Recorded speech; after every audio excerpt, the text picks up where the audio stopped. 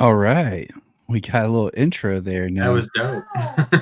Yeah. All right. Got new features. Hello. Welcome to the Krypton Report podcast with your host, Tyler, the Superman of Blue. And with me is James, the Superman of Red. What's up, Hey. James? Hey, what's going on? Nothing. It's been a day. I'm just, you know, composing myself and uh and managing my own emotions right now. Nice. Nice. So this will be Yeah. good. Yeah. This will be good. He's like, I figured this out. I was sitting here and I'm looking at all these different features that they have, and I wish that they would like the next feature they could add is so that you could pick your own color right here, so that I could be blue and you could be red. Yeah, But like but or that's, swap them. yeah, that's my next. Um, I'm gonna be like, hey, I love all the new stuff you guys did, but let's just make it so we can pick our own colors. Unless it's a, I just don't know how to do it yet, but whatever. yeah. Can you mirror image the back without the Krypton? Mm. I today and even this weekend, Hmm. specifically because of all the political ads. Ooh, I feel like Superman at the end of this action trade we're going to talk about today. Ah, yes. Yeah, in the last story arc of this, I'm just. My kids even were like, "Daddy, what is all of this?" And I'm like, "Well, It's it, garbage. It's trash. It's blaming everybody for them all doing the same crap. That's what it is. it's just a bunch of people shifting the blame on somebody else so that you'll think that they're not to blame." Oh, Exactly. That's exactly what they are. 1,000%. That is exactly what they are when they are all collectively to blame. and it sucks. It sucks because it's the same commercial every time. But we're not here to talk about commercial. Let's talk about some fun stuff. First of all, if you're not subscribing to our dollar Patreon, you're missing out on such wonderful things as the Gore Report. That's right. That's James Cole's podcast. He's monthly podcast hosted by Mr. James Cole. Check that out. You can Oh, look for me and the Requel podcast. I appear there on Patreon as well as on my YouTube. And we also have, which for some weird reason I don't have right here, James and I do the Supernatural Report. hmm. And we go over the TV show Supernatural. As I say, I think the last episode we recorded, if I can speak tonight, um, just dropped. Yeah. Yeah. We need to do some more. We just, James and I were on a good rhythm, but then some personal things happened for us here, and it's just thrown stuff out of whack. And we are recovering. I'm also trying to figure out. Got this new camera and lighting and stuff, and my face looks orange all of a sudden. So it's kind of weird. But hey, I will figure this out because You're a that's handsome man, but that is not a good look. I know, because that's what heroes do, right? Yeah. I was looking for our promo for the Supernatural Report. I know I have it here somewhere. But let's talk about some of the news that has occurred recently. So, some of the news, it's not been a whole lot, but we have had some. So, let's get into it. Are we ready? First of all, this guy, Matthias, not going to attempt it, is cast as Krim of the Yellow Hills and Supergirl Woman of Tomorrow. So that tells me that they really are adapting that book.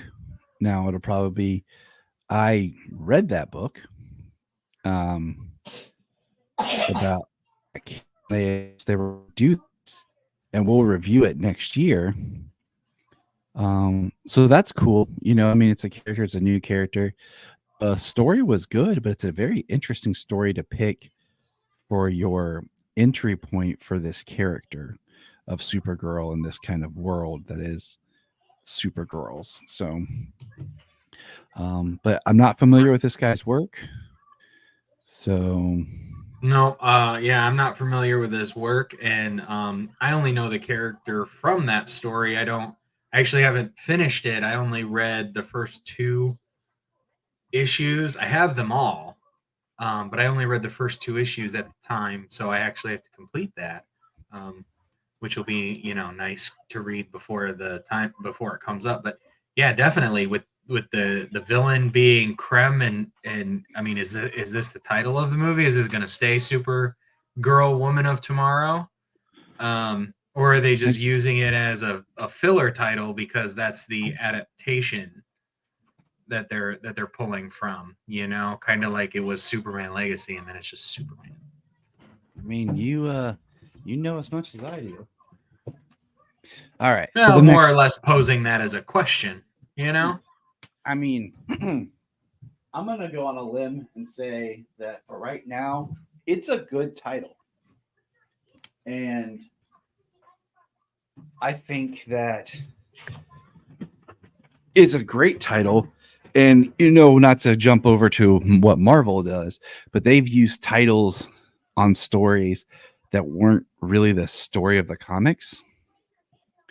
So, you know, but if they're casting him as Krim, that definitely means they are pulling from that story. But okay. All right. Moving on. We got some more illumination here. All right. So here's some happy news. Ready? Boom. My Adventures with Superman season 3 is now recording. So they're at least that far in the process of recording the dialogue, and the actors are in there recording. So we will be getting some My Adventures with Superman soon. Hopefully, maybe late next year. Maybe, I don't know. Yeah, I hope it comes out before 2026. Yeah, I just feel like next year being the big year of Superman, that it would be very important to have it. Like it would actually be kind of cool to have it 2025 into 2026, because it'd be a nice board, since 2026 is going to be kind of the year of Supergirl. So that could be uh, something very interesting there. Okay. The next thing I have is, where is this? This, which Batman villains Bane and Deathstroke are getting movie treatment at DC Studios. It's from the Hollywood Reporter. Some places are reporting that it's going to be Bane and Deathstroke together. I read it as separate movies and entities. I think with Deathstroke it could work, because he's a villain, but sometimes he's that mercenary. But with Bane, I don't need like the Bane story told in like the Todd Phillips Joker world vibe. Absolutely. Like so they've both had I don't even want to say anti-hero um turns, Mm-hmm. but they've both had, cuz they're not either one of them are not really heroes, Yeah, even, but they've had stories where they're not the most evil character, so they've fought against that evil character, But I mean, yeah. like Joker, like the Joker movie, he's the I don't even know if you can call him the protagonist of He, the, I mean, he is the protagonist. I mean, he's the but the character we're finding, and just that's why protagonist always but doesn't he's mean hero. exactly. I mean, it just means the character that you're like kind of from their, you're in their world, in their point of view, kind of thing. So, um, I mean, I would definitely be down for it, but I know you. the joke, especially for Bane, for real. But even Deathstroke, they both have some really cool stories, and a really cool history and origins. But Todd Phillips was like, I want to make a movie about this deconstruction of mental illness, Mm-hmm. and they slapped the name Joker on it and placed it in Gotham City, and that's it. Because it sells. Yeah, because so it would sell. It has nothing to do with the comic books. It has nothing to do with Joker, the Batman. Like you could name them anything, and it would still be exactly what it is. Um, Mm-hmm. for that film, maybe even the sequel, because Harleen Quinzel in the sequel, from what everything we can tell, is 0% Harley Quinn. Um, that We'll we're be used to in any way. we'll be talking about that later. But So um, but I just having Bane do his own thing, eh, it doesn't really work as well for me. But Deathstroke, I feel it does. So all right, what else we got here? yeah, well, Deathstroke Okay. has more of a family and a story like surrounding it. You know what I mean? Bane is Mm, it's really interesting and it's really cool, but it is just like if you've read the books and the stories, like they would be adding a lot. You know what I mean? It would be yeah, because his story there is a lot, but it's a lifetime and it's just gaps. It's yeah, bits of him coming up. It's not a full tale of time. You know what I mean? Like all the time they've spent making stories about Batman's days of training. That was never a thing for a long time. It was Bruce Wayne disappeared for like 7 to 10 years, and he came back as Batman, and he trained around the world. That's what you heard. But they've since done so many different stories of filling in that time of him training. yeah, You don't have all that time filled in for Bane, not in the comics. yeah. So okay, okay. Let's go with this one. All right, Alan Tudyk is going to be a secret character in Superman. Okay. Um, I mean, I love Alan Tudyk, But so my thing is he's already what, Dr. Phosphorus? Doctor What? Phosphorus and Creature Commandos. Yeah. So he's already part of the universe. And the other thing that I've heard people kind of say is that he's going to be maybe voicing or whatever, however they do it, because we don't know, Crypto. Mm, That's been my favorite speculation. I just saw like, okay, maybe he'll appear as Dr. Phosphorus, but my favorite's people being like, or is he Crypto? hmm. And I'm like, okay, didn't think about that, but you know what? Sure. Yeah, I mean, he's done a lot of voice acting and just, um, Clovers. yeah. Uh, well, I mean, he's a prolific voice actor. He's in so many Disney movies.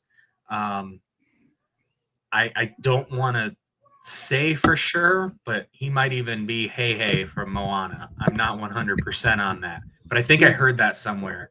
But I know he's Duke Weaselton in Zootopia. Washington. He's the Duke of Weaseltown in Washington. Frozen. Yeah. Yeah. And he's the lamb or whatever in Wish. But I mean, like he's so like that's yeah. We'll So yeah, see. he could do a crypto, just dog noises and things like that. I'm sure of it. I'm like, if Um, they okay, I'm just gonna say if they were just gonna do a regular dog and do dog noises, I would want Frank Welker to do it. But if there's gonna be something where like they activate in his collar that helps translate, and all of a sudden Crypto has a voice, like in a post credit scene, I would hope it'd be like Alan Tudyk. But okay, let's mm. keep going. Let's keep going. Let's see. I mean, Um, because you've seen the images of Dr. Phosphorus. So even if they yeah. did a live action Dr. Phosphorus in that movie and he was playing that character, he'd pretty much be unrecognizable. Oh, yeah. So, due to the tremendous response of Super Slash Man, the Christopher Reeve story is releasing in theaters everywhere on October 11th. So that's great. Brian and I had tickets to go see it, but I had a work thing where I was on call. Brian went and saw it. But October 11th in theaters everywhere. I'll try to go see it. Um, so that's Yeah. awesome to have.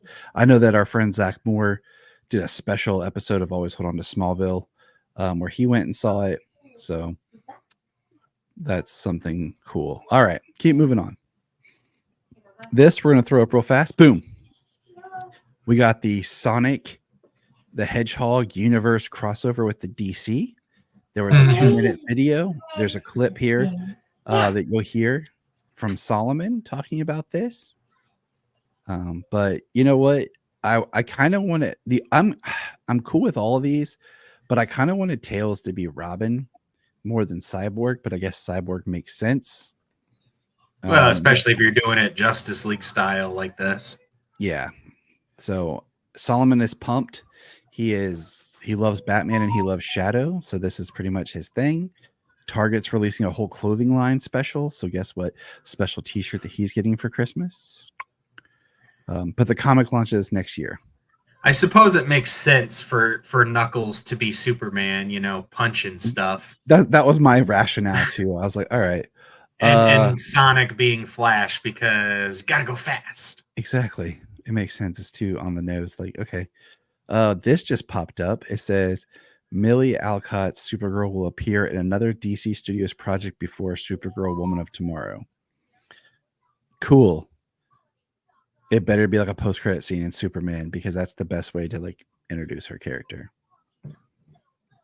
Because the only other DC Studios project would be Peacemaker season 2, and if she appeared over there, that'd be kind of cool too. So, Right. but I And I'm feel I betting don't. it's coming out before Lanterns and stuff. So Yeah, later. I mean, um, Lanterns is still casting, so I mean, still Supergirl, but I feel like that would be, I mean, that would if she did in Lanterns, it would be like Lanterns would have to somehow be done, and I just don't see that being a series done before they shoot a movie, But it would be like Lanterns. It would be shortly before the film appears, but I could see her being teased in Superman or Peacemaker season 2 somewhere because I don't really see her.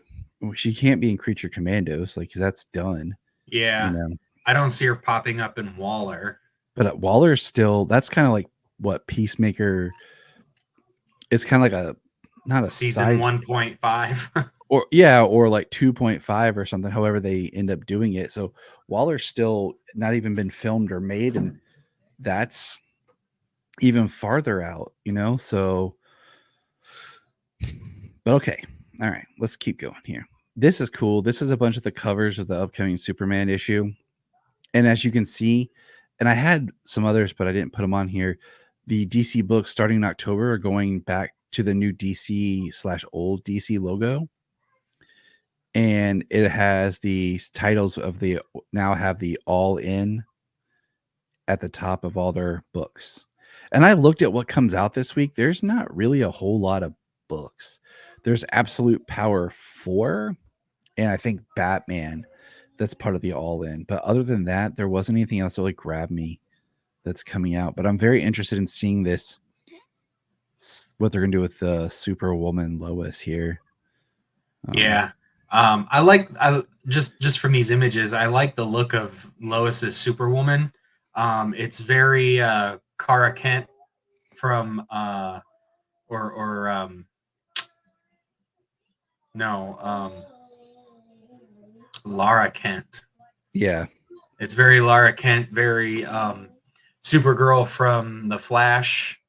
Um and also a mix of like what she looked like in like All-Star Superman when she had her powers there. yeah. I'm excited to see what they do there and with this big all in initiative, and we'll talk about it as it comes out. And like we've been doing comics from the app, and we'll take an episode to kind of catch up on comics and Yeah, I think after we do this and Absolute Power wraps up, I'd like to do the Absolute Power story arc, Maybe Hmm. focus on some Superman bits in there, as well as the Action Comics story that is taking place apart from it before we jump into wherever we're going after that. Yeah, I was just kind of looking at um yeah. Because I'm reading the Uh, whole Absolute Power arc, but of course, I think we're only going to stick with like the mainline title and then the Superman, excuse me, the Superman books. I'm just looking at All In when it starts. It might be a few months because we might give it some time to get a couple of issues out. I'm just looking at where we're at.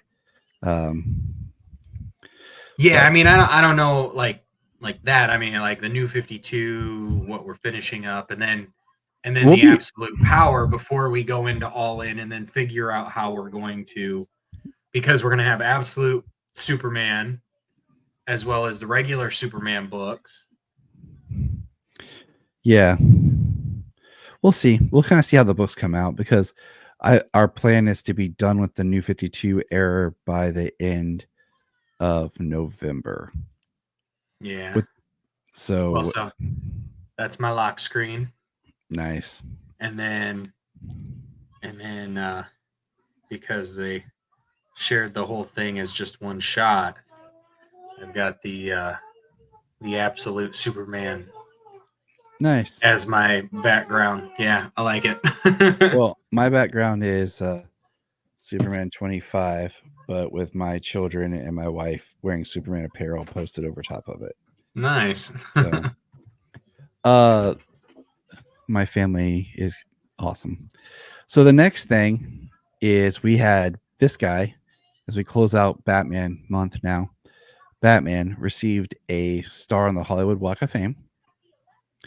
And I like this costume. It's like a very great like grade A cosplayer costume, but it is interesting to me that like I said like it's Hollywood and they don't have like an actual movie suit or like a couple of people in different movie costumes because it is the Hollywood Walk of Fame, from movies, and this is a Batman image that we've Right. never seen on film.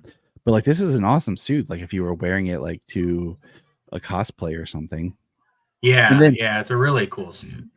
like there were some people like I did not see Michael Uslan there, and that was kind of troubling to me as a producer and who got Batman all the movies going, has been a producer on everything. Um, and then there was no Batman actors like live action, but there was this awesome picture, Mm-hmm. of the animated Batman voices with Diedrich Bader, Hamish Linklater, Troy Baker, and Jason O'Mara. I kind of wish. Oh man, his name. I wish Bruce um, Greenwood. Greenwood was there, and he's my second favorite Batman voice actor, and Roger Craig Smith. Right. Yeah. And of course Kevin Conroy, just missed just missed Batman, like the most iconic Batman of all. Like live action or animation, Kevin Conroy, like the most iconic Batman of all, wasn't able to see that. And not that Batman doesn't deserve it, but Superman should have gotten the first star on the Hollywood Walk of Fame. You know what? I don't disagree, but at the same time, like there's such a big thing for Batman films, and like Batman Yeah, movies have made so much, and all I do understand. there's been a better track record for Batman at the movies than there has been for Superman. If you look at, we have the four Chris films, and then uh, we have Superman Returns, which was in the wake of the general public was not a huge thing, and then Man of Steel was mixed, and so it just seems like Batman's been more consistent with just the general public in all of his films. Not that that's how it should be, but I'm just saying. All right, keep moving on here. I saved the last little bit here for this little nugget. The Superman and Lois series finale will reportedly feature something that no previous Superman themed TV series or movie has ever done before. All right, speculate. One, Superman doesn't come back to life.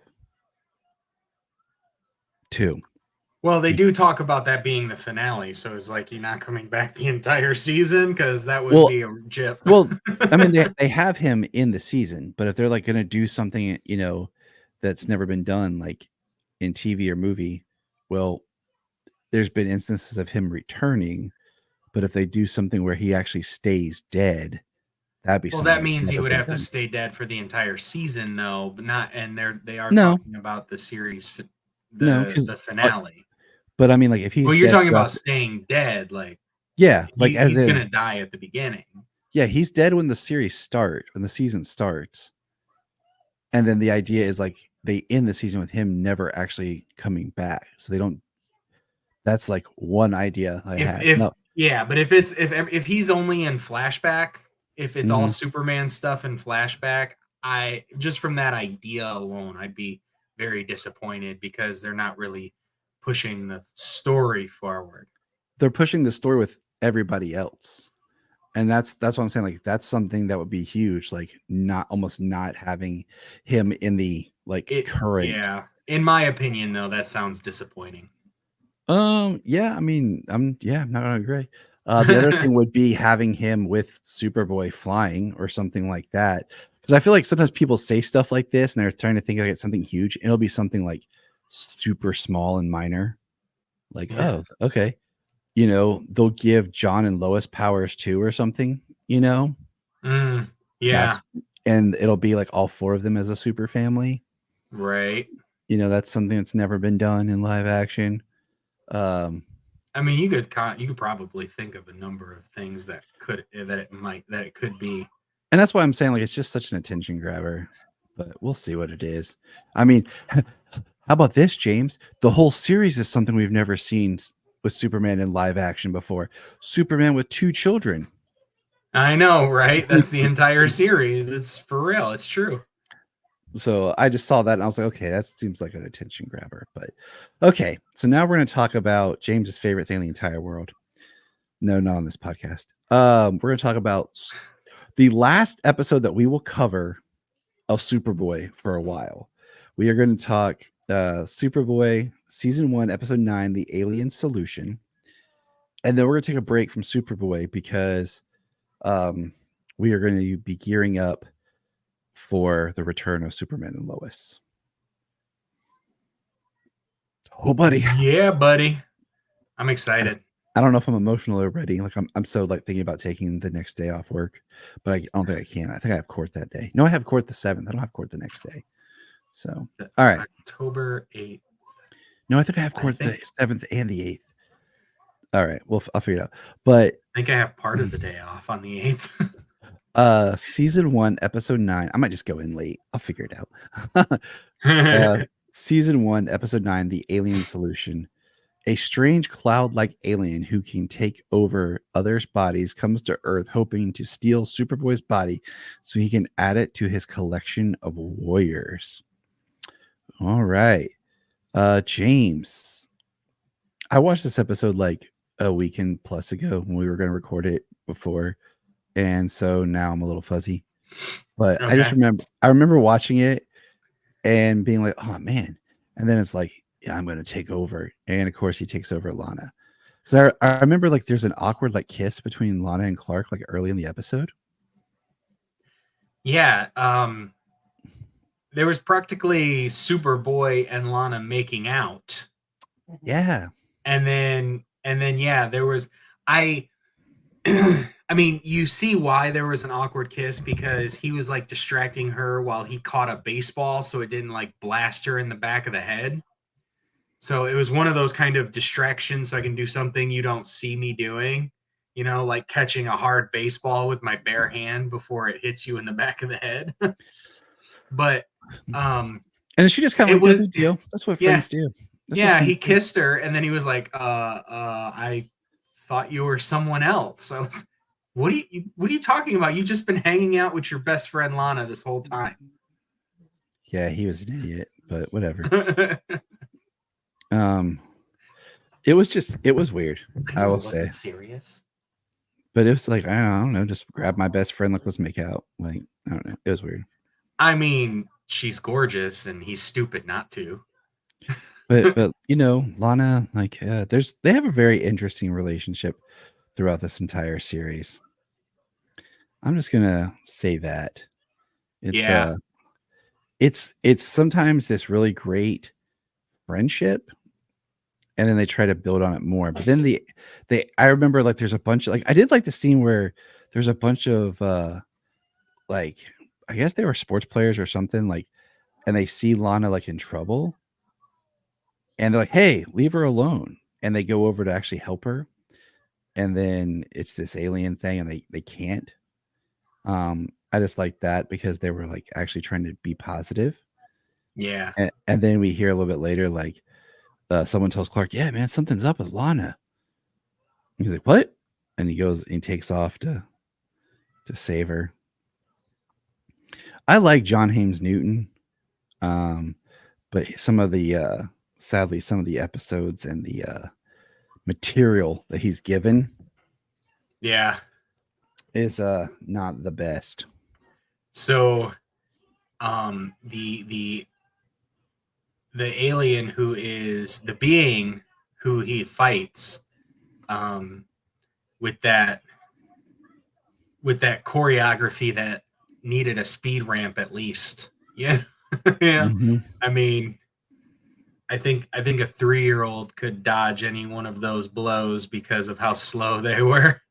But um, the the being the character, I know he was like trying to speak and sound different like an alien, and how he was talking about the power that this body had and stuff like that.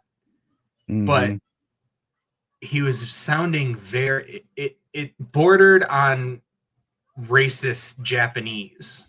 Mm. You know what I mean? Like, I think just because of the armor he was like wearing, which was very like generic, almost in it, but it had like a samurai look to it Hmm. in kind of a way, I think is why they like went that route.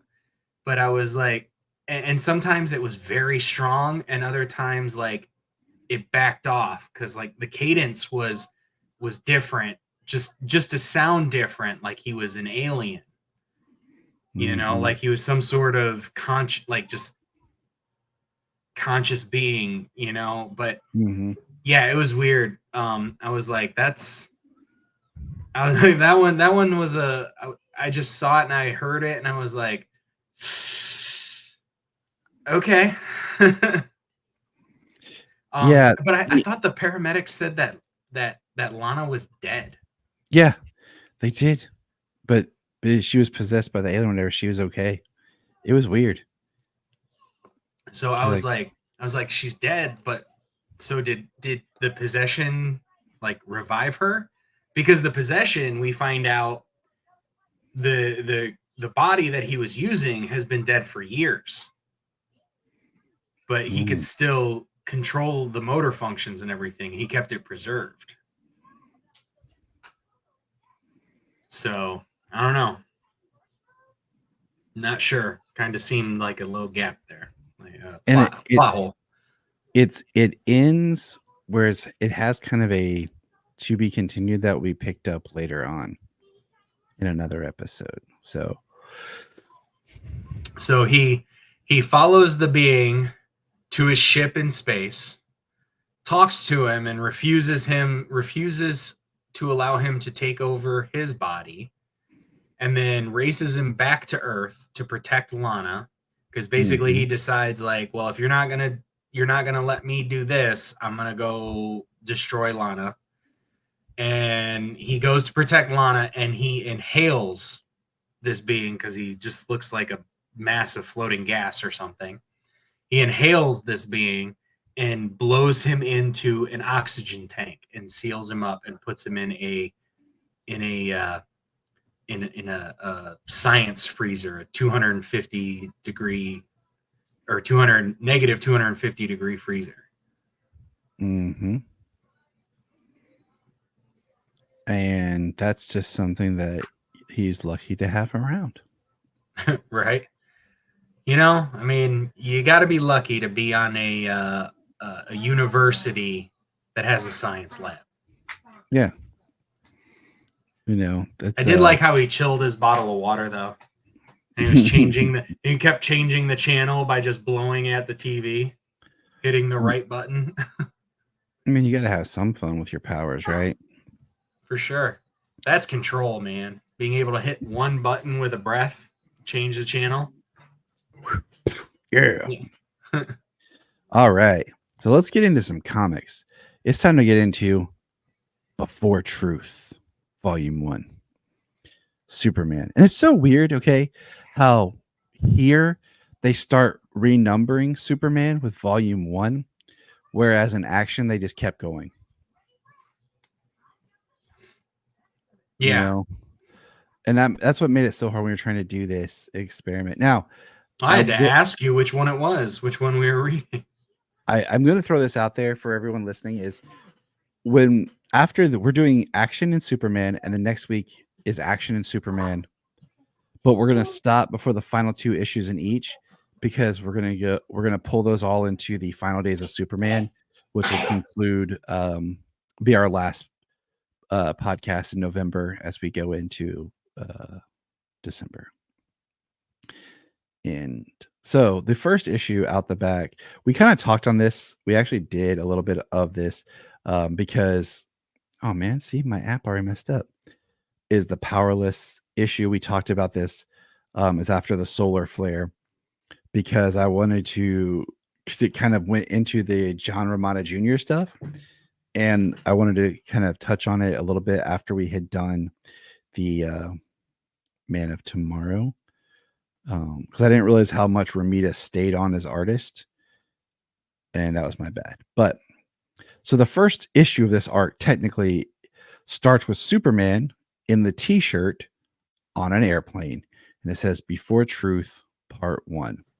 It says, after everything changed. Writer is now Gene Luen Yang, and John Romita Jr. is still penciler. And Klaus, is it Jansen or Johansson is the inker? Do you know? I mean, I would say either Jansen or Klaus Janssen. Okay. Janssen. I like Janssen. Yeah. Works for me. I would say with the name of Klaus, I would go with Janssen. Yep, me too. Then it says before. And what we have is we see that Jimmy and Clark, Jimmy catching everybody back up. Jimmy knows Clark's secret, are investigating these people that are basically inner gang getting these weapons. Superman shows up. Now this is his second costume. So it's like his new 52, but it's not as much armor. It's more of a cloth. The little differences. And he does his solar flare, but it's a controlled solar flare. And he takes out this machinery. And Jimmy even asks him, like, Clark, you got to warn a guy before you do that solar flare thing. And don't you need to, I don't know, lie down or something? And he says, I learned how to control it with the Justice League. Well, they find out that one of the guys that was at that buy was where is he? Really? Was Senator. Yeah, I was looking for I don't know about you, but I have horrible luck sometimes with the website on my computer compared to Senator Norvell. Yeah, I mean, I almost never read on my computer though. I just do it when we podcast because my iPad was dead, thanks to my lovely children. Yeah. Because our power went out today and they were playing on it just to. But then we learn that Clark starts getting these text messages and somebody sends him saying, I know your secret and I want you to do something. And Clark immediately goes to Jimmy and is like, did you tell anybody? Did you tell anybody? Did you slip up? And Jimmy's like, no, it's been the most, sacred guarded thing I've done since learning. And he's told to basically allow this girl to not be taken by the FBI. But Clark does, but then he changes his mind and goes and saves her. And during that process, like he's wearing all black, and you got Jimmy in a getaway car and Lois. They're getting shot at and everything. And then that's the end of the issue. And then the next issue has one of the greatest Superman covers of all time. This is basically me getting dressed in the morning when I don't have to go to work, because like I can't wear, what I want to wear when I go to work right now. But this is the greatest cover, and pretty much me in my closet in the morning. Like, Yeah. I do love this cover, and no matter what, it's just because it's Teen Titans Go. But yeah, I love how it's just all of the suits hanging on hangers in the closet. It's great. but this next one is when we learn that this the lady works for Horde.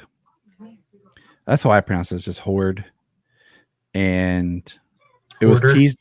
Yeah, Hordor. Hordor. I was trying not to be like Hodor. Not yeah, I was gonna say not Hodor, Hoarder.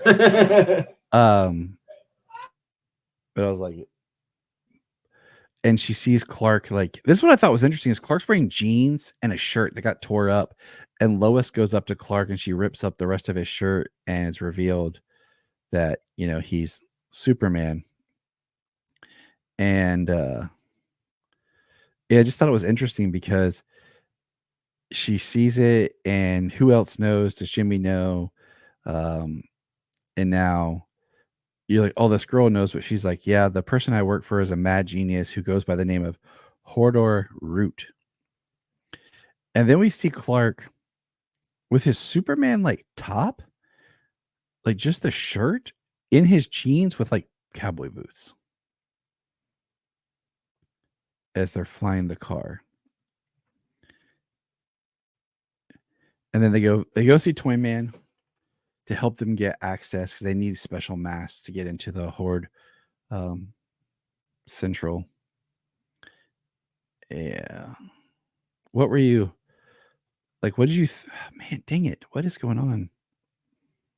It doesn't want to work. There we go.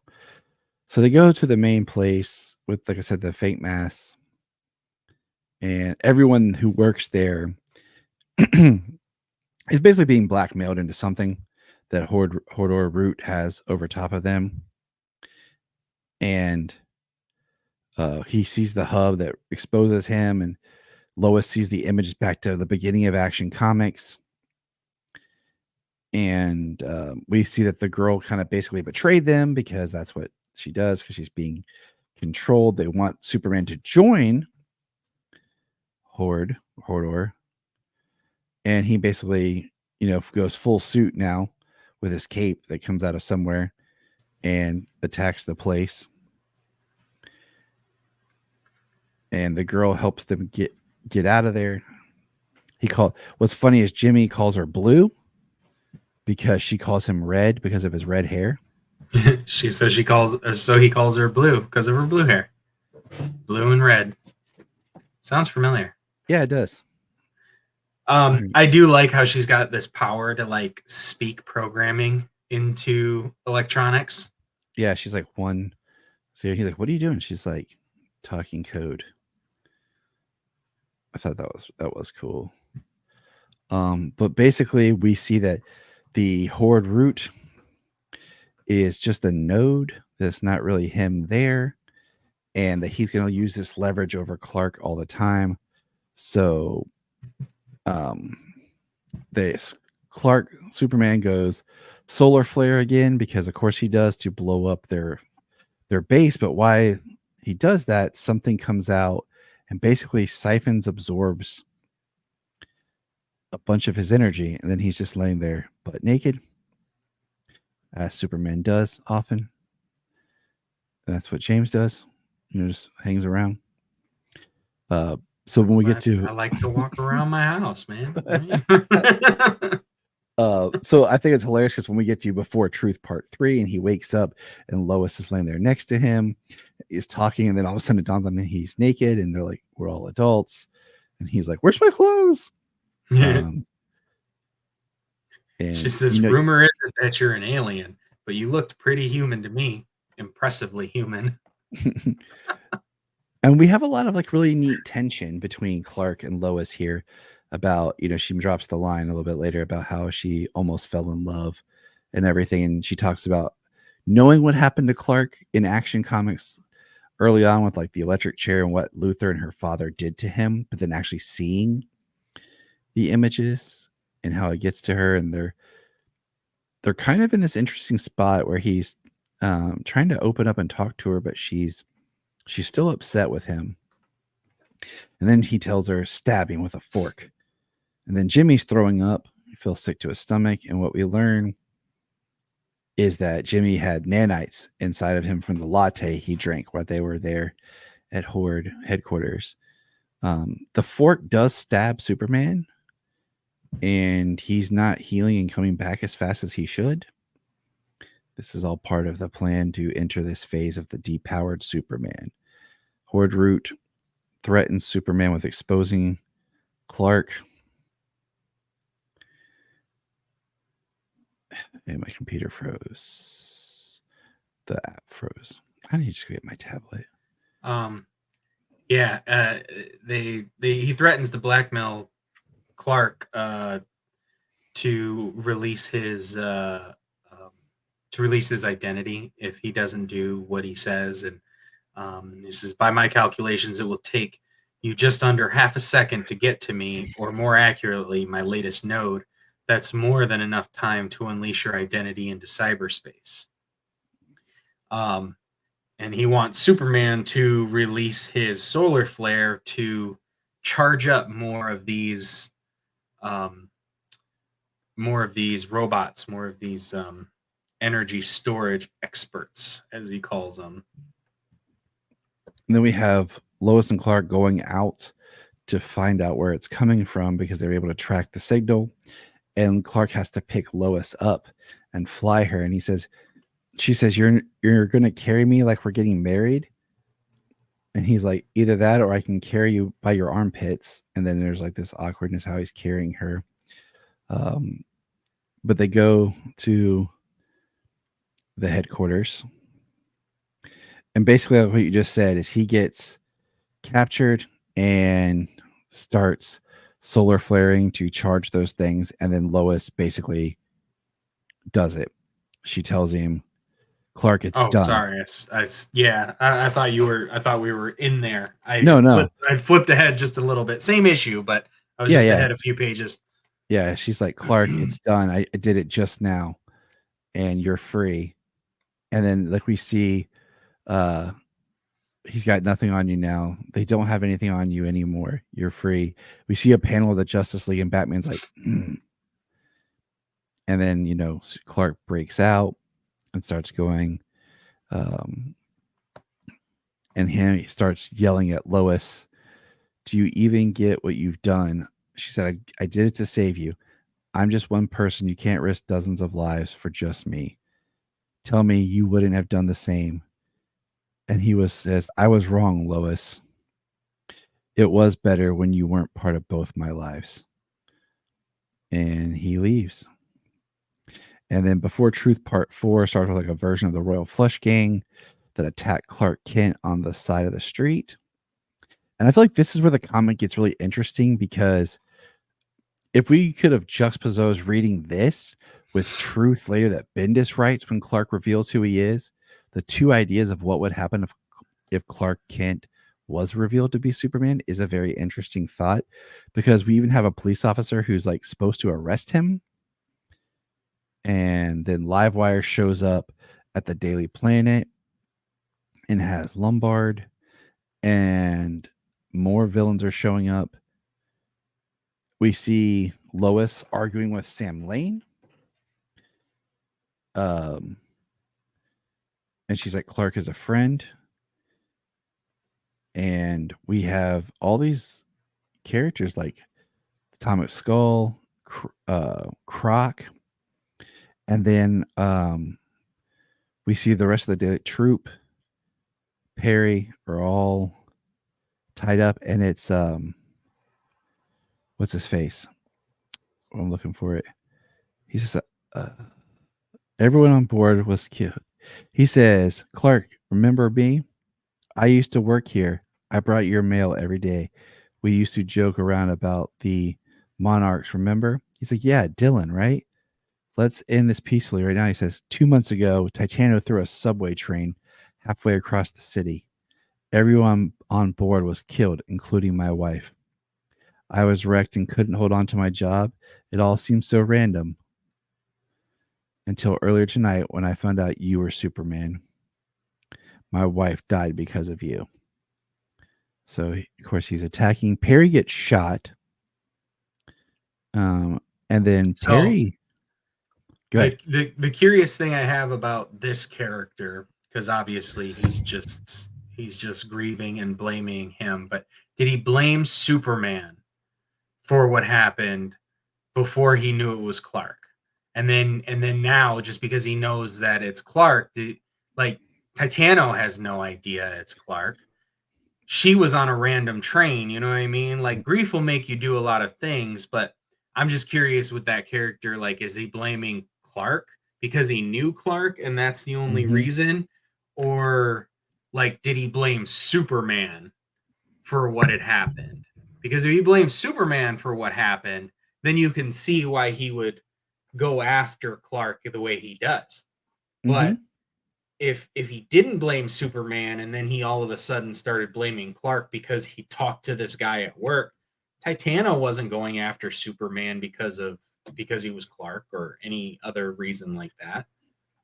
Like you said, grief, man. Grief makes you do stuff, you know. Yeah. And then we have Perry. I don't know how to make about Perry in this. Like, Dylan may have been a whack job, Kent, but he was right. You're a danger to everyone connected to you. Chief, I'm going to figure something out. Each of us knows coming in that the job comes with certain risks, but to willingly endanger your fellow reporters just to maintain this lie of a life, it wasn't a lie. Yes, it was. And you know what the worst part is? I let it happen right under my nose like some kind of chump. Take those glasses off. Consider this a dismissal, Kent. And then Lois passes Clark, and Perry says, I'm disappointed, Lois. You outright know better than to break news like that on your personal social media feed. You're going to make it up to me by writing a proper article due yesterday. Um yeah, so uh in during this run of Superman in the comics when it was coming out and everything, a lot of people actually didn't like this run. Didn't like Mm-hmm. this area of Superman being depowered and his identity being revealed and everything. Um, I think I think the only real problems that I have with like this whole arc crossing over with Superman in action is that Superman is using his solar flare a lot.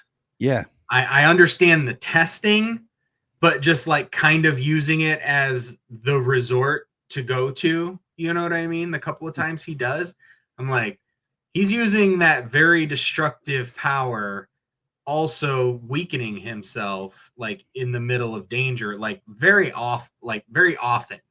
I think they did that too much. I understand him testing it, but that being like, well, I'm just gonna solar flare and blow this whole damn place up.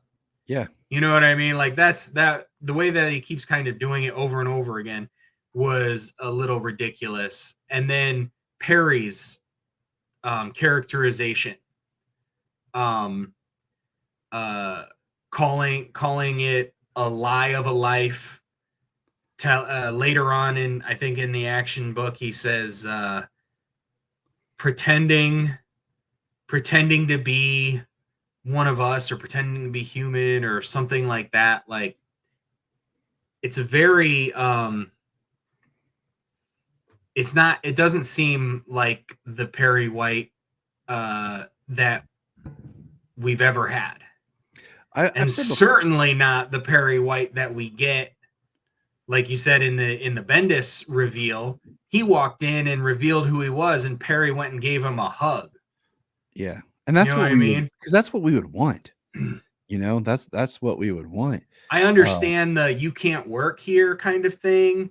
You know what I mean? Or maybe you put other people in danger, but to smack him, to call him a lie, to call him a pretender, you know what I mean? All this stuff like when they find when they find out he's Clark Kent, like they can trace it back. Clark Kent was a child. Like he grew up on Earth, but they're acting like he didn't exist before he became Superman and Clark Kent. Like, you know what I yeah. mean? Like he is an alien invader, but when it comes down to it, Clark Kent grew up on Earth in this place. You know what I mean? So it's Yeah. very the personification of Perry does not make any sense to me in these stories. And I love Gene Yang as a writer. Yeah. You know, This is that time that we talked about, the DCYOU, where Superman gets his depowered uh, form here, and he's outed as Clark, and Wonder Woman becomes the god of war.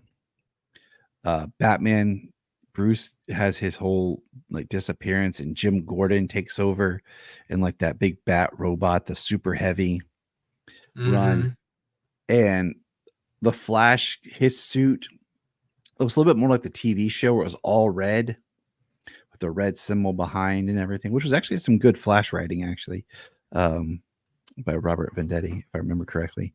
He's a good But writer. we have Superman give this big speech with Jimmy about staying away from his friends, and then he goes to a getaway motel where they take cash, and he pulls out a crystal and starts cutting his hair. Um, and we see um, I'm going to force the man of tomorrow to help remake the world. We see these villains setting themselves up. Um, and it's a very interesting, this African American dude with like a tech toga. And we see this like Well, he says that black. he's just a new node. So like Yeah. the hoarder root is just like controlling bodies. Mm-hmm. And then we have Clark with his haircut in a hoodie talking to Jimmy. And he gets recognized. Hold on. And by Horace Horseman. Horace Horseman is the name that Jimmy gives to Clark. He's like, it's the first thing I came up with. He's like, do I look like a Horace? I do not look like a Horus. And the guy who recognized him basically attacks because he's trying to take on. He said, I thought that was you, Clark Kent, Superman. You recognize me? He says, should I recognize you? A couple years ago, before I'd got my powers, you put me away like I was just some kind of chump, humiliated me. You owe me some respect, Superman. I'm here to collect. And Superman does one of my favorite. He just smacks his ears. Yeah. He goes down, and he's like, Jimmy, I need to get out of here. And he takes off flying. And we see a bunch of clips where it's like different people online talking about Clark and about Superman and what he's doing. Yeah, like And mostly social media posts. we have Lois showing up to his hotel, and he basically says, there's nothing to apologize for. It's the choice you made. Goodbye, Lois. And Well, that's that's kind it. of the last time that's kind of the last time he stays there where he is, because he said if she has her ways to find him, then others can too. And then we go into action, which picks up right here with the volume 8 Truth. Now, the only other title that plays really heavy into this latter part here, and that's what we're going to read next, is the Superman and Wonder Woman book. And that's why we're going to kind of wait to wrap it all up in at the end, because you start to see, like we've pointed out a little bit, like there was some crossover with Superboy, there was some crossover with Supergirl, but during this era here, there's a crossover that's pretty heavy with, because you also have the Batman and Superman book too Mm-hmm. that catches up, because originally that title was it was Batman and Superman of Earth 2 in the past. And then eventually it switches over to being Batman Superman of this Earth and time. Yeah. So, but we're Well, not going to because go. because Batman, Superman, and Wonder Woman on Earth 2 all died, Yes, and we're not going to go. stopping Apocalypse. And we're not going to go into that title, but we will touch on it a little bit with the ending. But because we were just focusing on Superman's story, but it is worth noting we will be doing starting here soon. We will be jumping into the Wonder Woman and Superman book, because I do remember really liking that when I was reading it. And I don't know if I ever read the whole run, so that'll be fun. Hmm. But all right, now it is time for truth. And Greg Pak, really good um, writer. And Yeah, this was, he wrote Superman Doomed. He wrote yeah. that storyline. And what I loved about this run of Superman, just at the time I was working and I could wear t-shirts to work and everything, and I wore a Superman t-shirt every day and jeans, and I pretty much felt like I was just cosplaying Superman every day, because if this is all it was jeans and a t-shirt. Right. I do love the first issue here. The black and white with the red and yellow. That's the Yeah. only color you get is the red and yellow. Back in the last book, before I get too far in this, the powerless issue at the very beginning, Mhm. when the Justice League goes out to the bar and they're drinking, and they're like, "Has he ever had?" Because they're telling him to keep quiet because he's talking really loud about his superpowers. And they're like, "Has he ever had alcohol?" He says, "Not as a human." And Flash says that he must have the tolerance of a flea. And then he wakes up with a hangover. It is, I mean, it is hilarious because his body, I mean, you got to think his body is not just normal human. It's actually weaker because it's actually never done any of the type of human activities that we take for granted. So Or it rather, is that kind of, he took for granted. yeah. So it is kind of funny, you know. Um, Like in this so story, he goes to the fortress, and the fortress won't open for him. And he's and it actually reclaims the suit, takes his suit from him. He ends up having to yeah, hike through the he has to hike through like the Arctic and Alaska, that's one of the practically because, freezing to death. and that's what I said. What's interesting is like this suit, like he's wearing jeans a lot of times already, even having this suit, and the fortress doesn't recognize his DNA because he's been altered. And it takes the cape too, because he says, "My father's shield ripping from my body, like my flesh itself being torn from my bones, and then my cape." And he's fighting, pulling on the cape, and he actually ends up ripping part of it. And then this was a big deal. I'm gonna share this real quick here. Um, like that image of like Superman in the t-shirt with the jeans and everything. And and I called this like Punisher Superman for a while, because And I like like that one with the yellow outline and the black background and the red S. Mhm. I really like Yep. that shirt. And like that's like his look. And then we get into like you said, he's basically wearing boots and a, pants, and he goes into like a truck stop place, and he's hiking, and he finds a discount like 70% off Superman t-shirt, and that's the t-shirt that he will wear. And that's not what he buys. He buys this other shirt. He gets a burrito. He sees this guy selling a motorcycle. He pays for it. And then he's got cash like hidden and stuff in his boots and all this. And then they figure out who it is. They want more money. And it's a whole big deal. burrito, bike, and now to sleep a couple of years. And they're like, hey, that was Superman.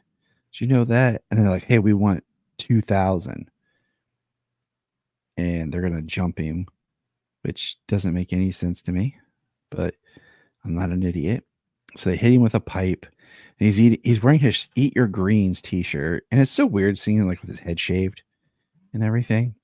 But Right. then he goes, "Okay, I'm not proud, but that felt good."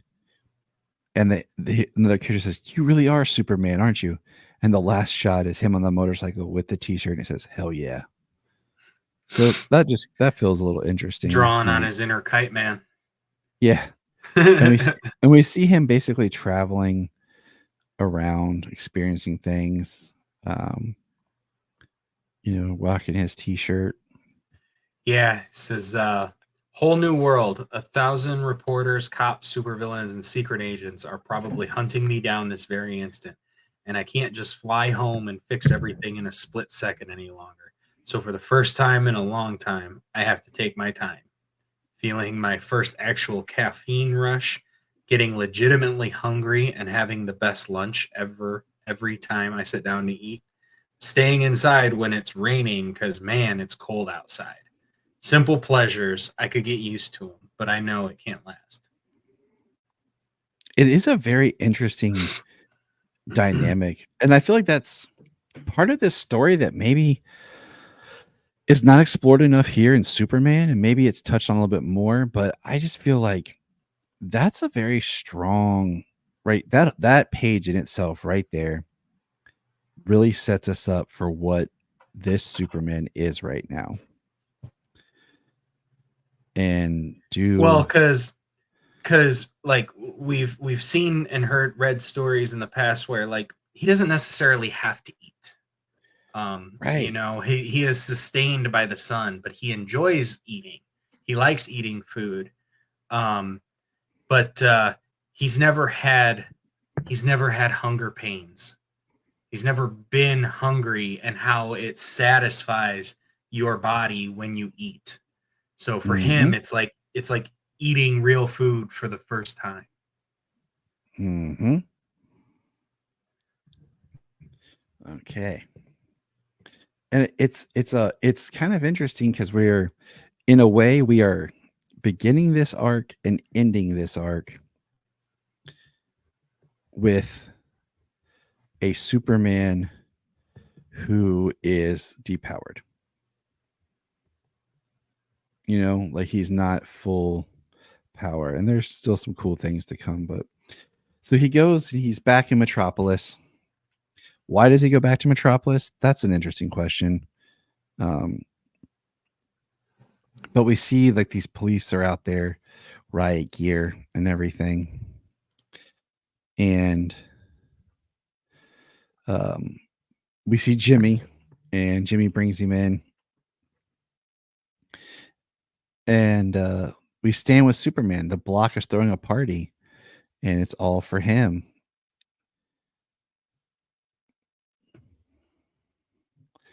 And well, basically, what happens is the people of the town of the Block, they're very respectful, and they're honored. And he meets he meets the people, and he meets where's her name? He calls her Lee. Yeah, Lee Lambert. I knew I was looking for it. And he's like, Fire Brigade 202, right? She's like, how'd you? Oh, okay. I get it. You really are Superman, aren't you? And then we see that some people are in trouble. Clark takes the radio and takes off running. He leaps, so he's back to kind of leaping, and he wraps his um what's left of his cape around his hands, and he goes in fist fighting with this giant black monster thing. Meanwhile, Yeah, big shadow monster. the police are moving in on the people that were throwing the block party, and then we get to Lee Lambert, who's trying to like calm everything, and Clark's fighting the monster. He eventually takes the monster down with some chain. He talks about how heavy it is, But where is it? I try to yell something big and brave and dumb, but my heart and my throat pounding like it's gonna explode. Man, I've been scared before, but now don't know if I'm strong enough. Don't know if I'll survive. Yeah. Like a couple of things, like when he leaps, he must have some control of his descent, because otherwise it would be like when the Hulk lands and just breaks everything. Mm-hmm. So he must have some control over that descent. And I love that he wraps his knuckles in the shreds of his cape that ripped off. So he gets back as the police are moving forward. They start shooting some like tear gas, and we meet Dante, who was like a baseball player who whacked the gas can back with his bat. And Lee's trying to be calm, and we see these riot police coming towards all the people.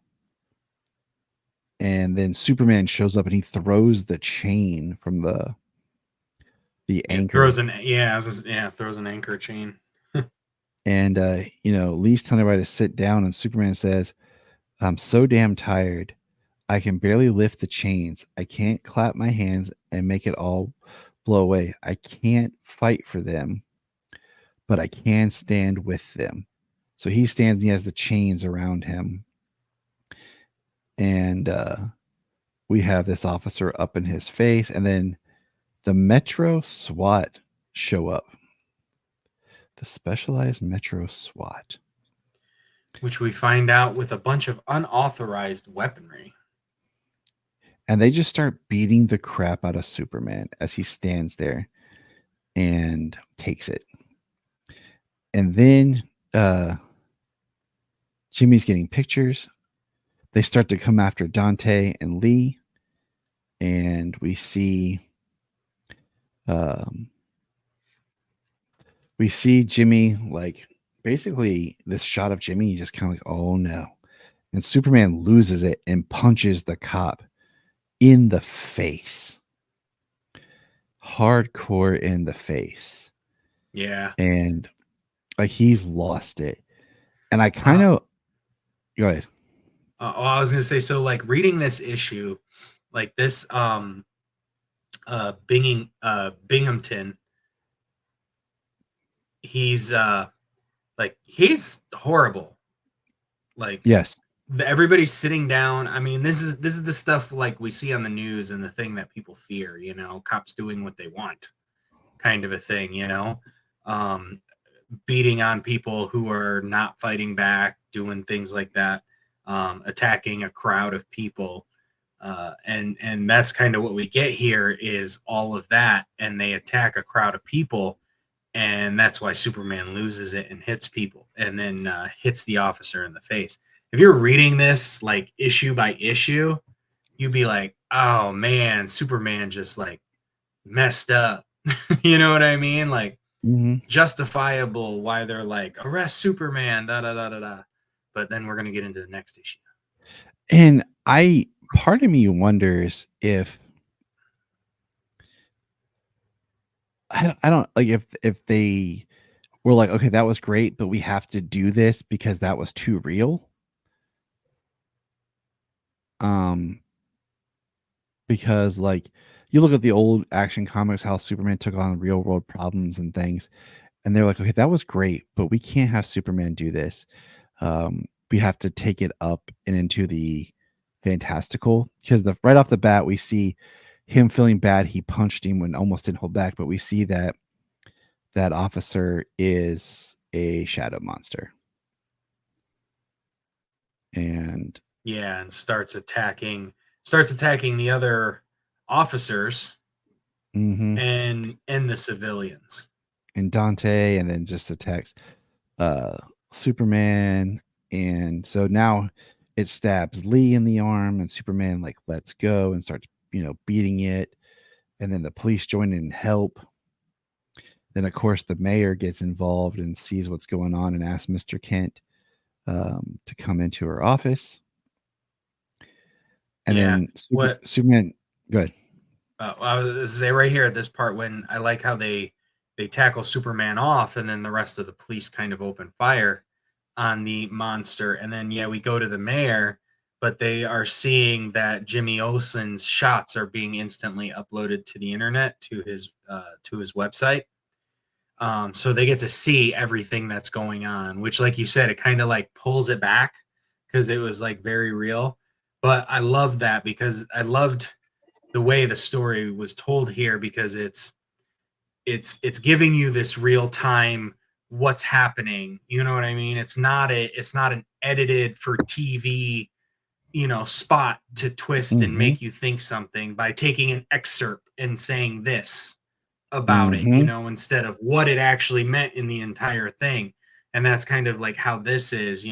Yeah, he pictures of him punching a cop, but this cop, all the pictures he was taking show this cop, you know, attacking civilians unprompted, unwarranted, and then him being a shadow monster and attacking cops and civilians on his own.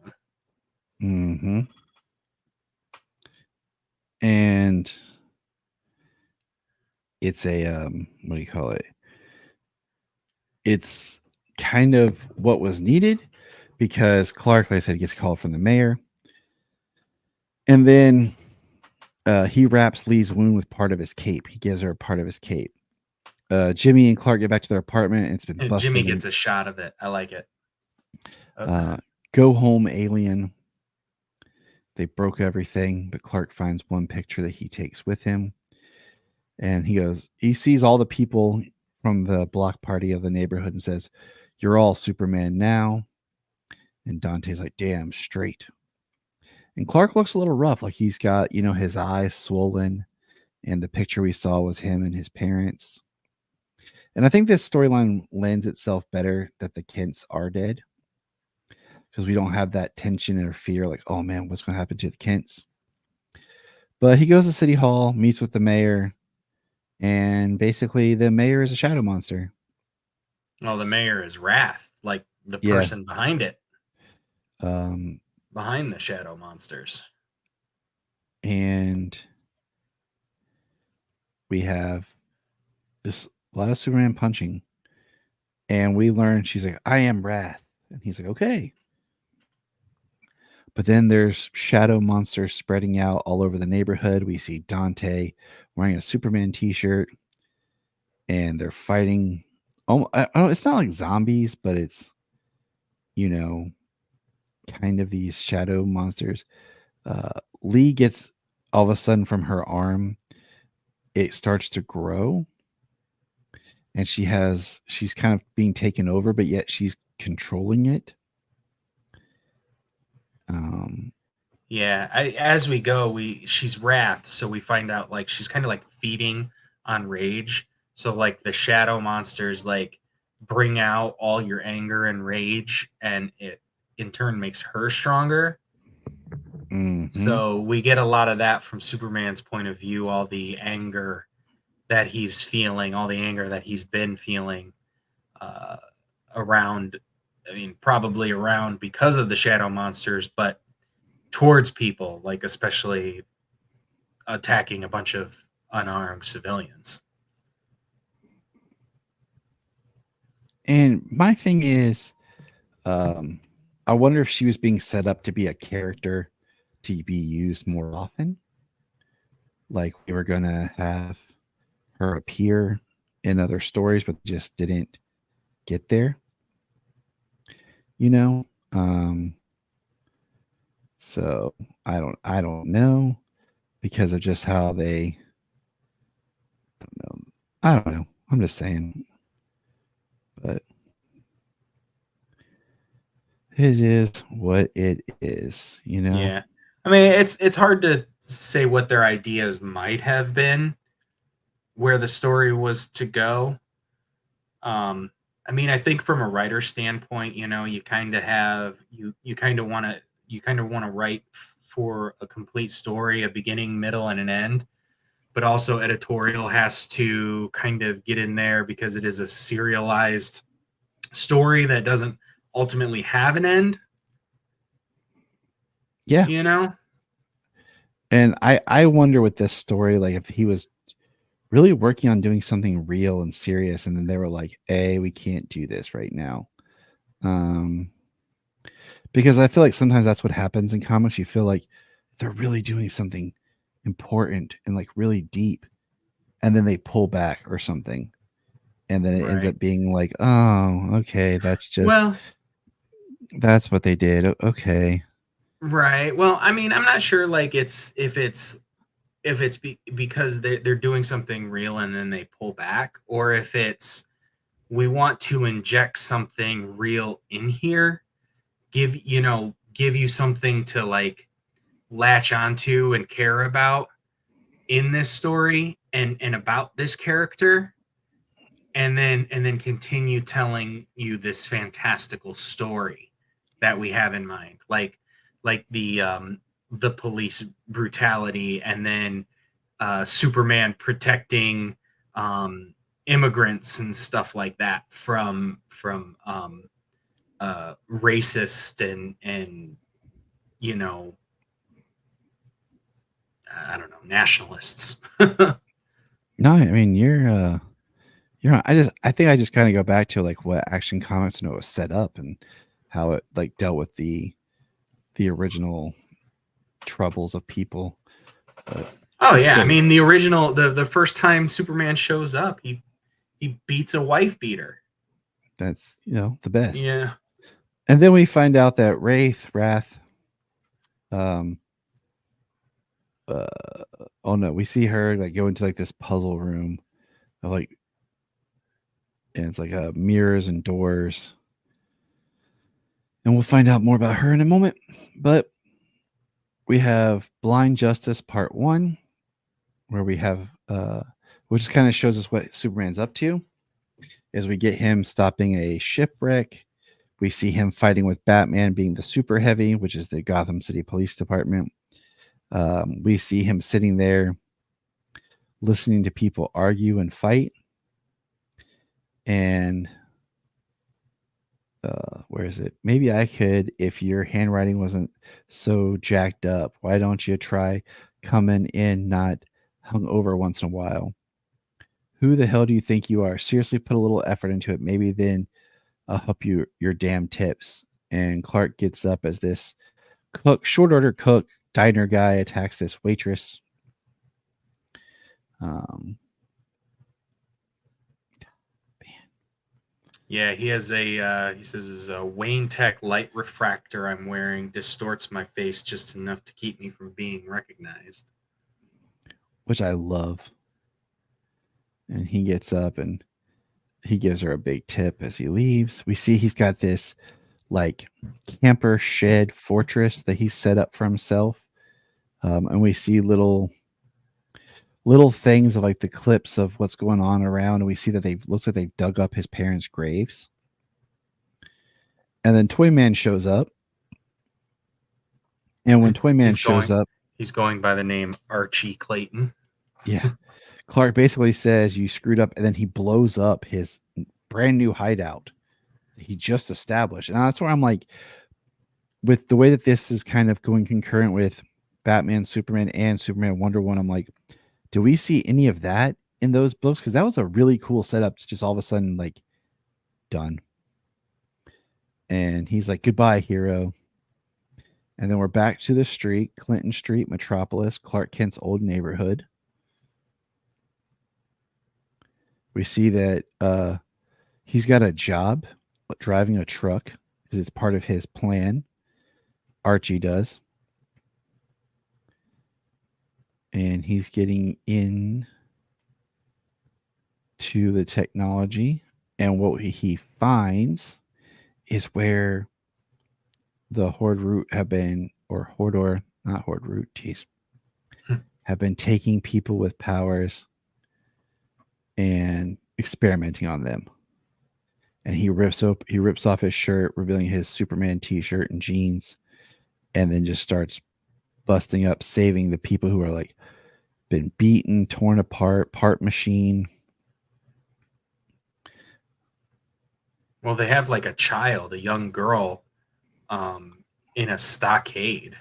Mm-hmm. And then we see there's Lee, and that black goo shadow xenomorphin looking thing starts going on Clark. And then he's kind of got the green eyes. It's almost like they're trying to do their own version of like a symbiote venom thing. Um, and Clark is busting through, and he talks about they've infected me. You infected me, don't you, Wrath? And then he gets everybody out of there, and he tells, "Wait here, John Henry's on his way." And he goes running through the woods. And he goes um, to find Wrath, and he does find Wrath. And he finds Lee because she follows him, of course. And then they find Frankenstein because, of course, they do, riding a giant shadow bull animal thing. And then Frankenstein joins the battle because, of course, he does. Because what Huh. else makes sense? Yeah. I mean, I like the new 52 how they really did get into kind of like that dark magic territory. They had a line of stories. Um, I think it was Shade, Mm-hmm. maybe Yeah. Agents of Shade, maybe. Yep. Um, yeah, had Frankenstein in there, which this is going to be David Harbour. Yeah. Like I'm actually thinking about reading some of the Agents of Shade books and Creature Commando books, just as part of my Halloween monster reading. And I think the main um, Agents of like the main Shade books and things like that I read was the Forever Evil Blight oh yeah. books. So um so Superman battles with Frankenstein, and of course he defeats Frankenstein because he's Superman. Well, yeah, but still, Frankenstein in DC universe is a beast, even to go up toe to toe with a depowered Superman. So we get the whole kind of thing here from the mayor, who is now Wraith. Let's see. She says, 25 years ago, I was just another child of Metropolis, growing up on the South Side, and as long as I could remember, I knew the world could kill me. But through it all, my mother spoke with her calm voice. Jenny, stay down, and gave me hope. People like my mother built safe places. They protected me, nurtured me, helped me thrive. And then when they thought I'd finally made it, it all fell apart.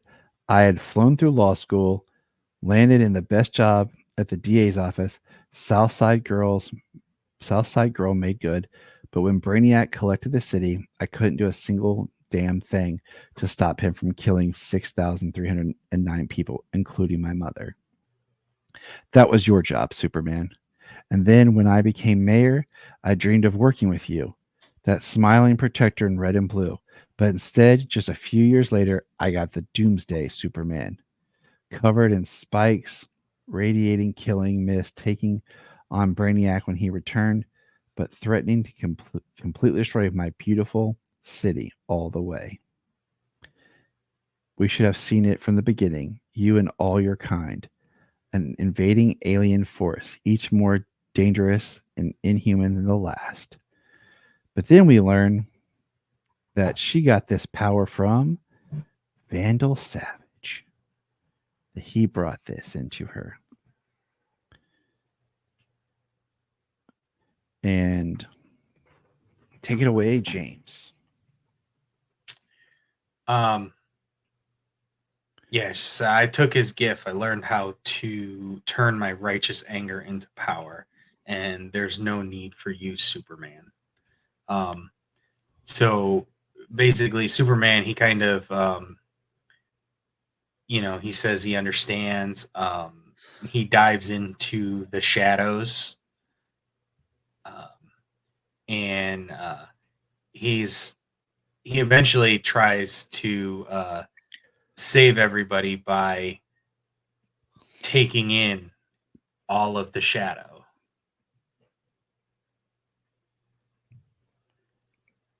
Yep, Um, because that makes total sense. yeah, this is all this time I've been fighting the shadow, but what if I just let it all in? And it takes the shadow from everybody. It takes the shadow from Lee. It takes the shadow from all the people who were being experimented on.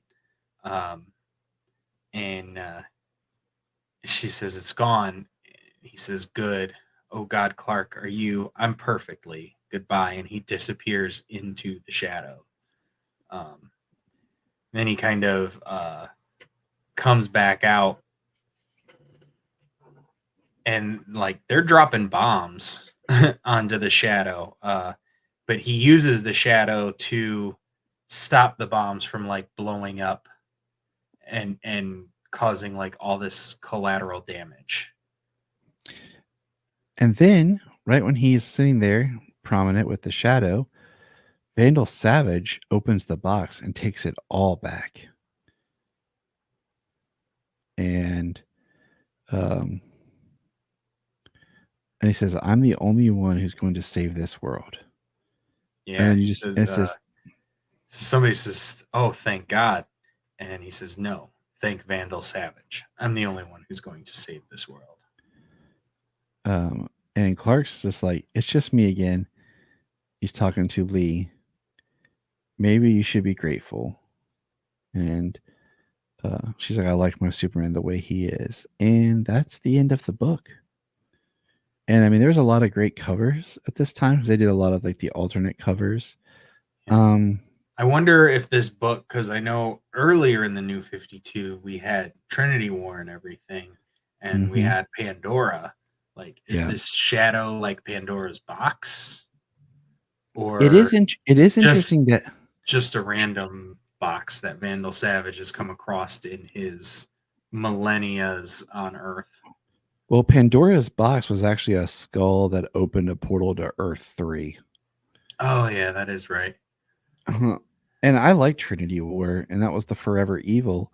And it's so interesting because that story really did not bleed into the Superman title or action. That was more just a Justice League um, kind of event.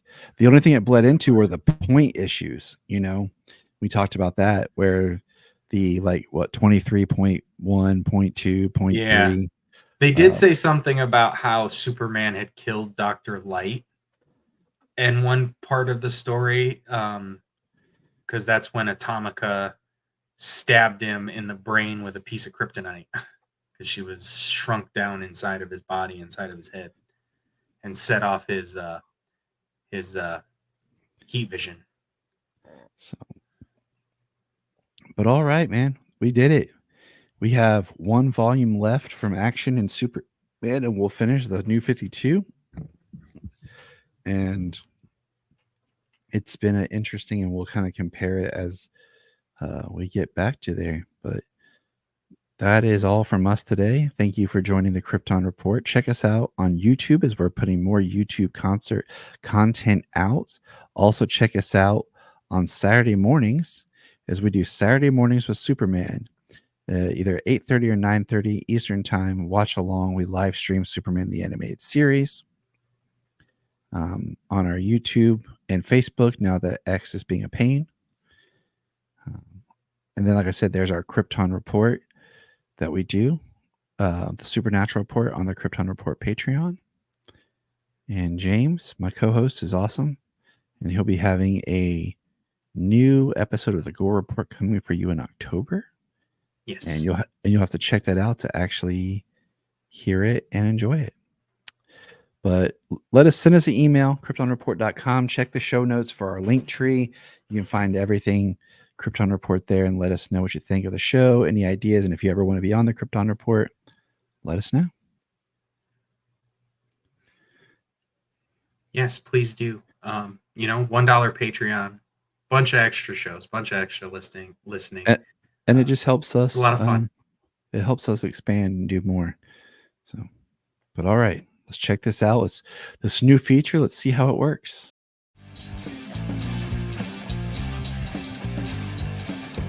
Don't forget to smash that like button in the sky.